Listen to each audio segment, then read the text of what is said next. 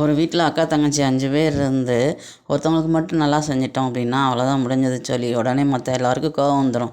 ஆனால் அவங்க கல்யாணத்தப்போ அவங்க என்ன ரேஞ்சில் இருந்தாங்க, இவங்க கல்யாணத்தப்போ எத்தனை வருஷம் ஆச்சு, 20 வருஷம் ஆச்சு கல்யாணம் ஆகி, இப்போ இவங்களோட ரேஞ்சை வச்சு இவங்க செய்கிறாங்க. உடனே கோவம் வந்துடுது.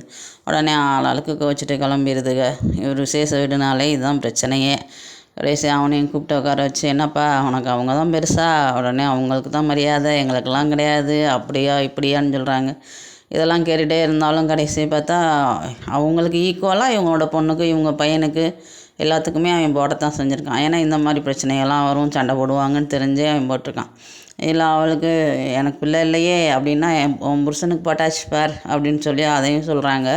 அப்போ எல்லா அக்காவுக்குமே அவங்கவுங்க பிள்ளைகளுக்கு அதே ரேஞ்சுக்கு போட்டுட்டான். ஏன்ப்பா இந்த செலவெல்லாம் தேவையா அப்படின்னு கேட்கும்போது, என்னம்மா செய்ய, அக்காவுக்கு தானே விடுன்னு சொல்கிறான்.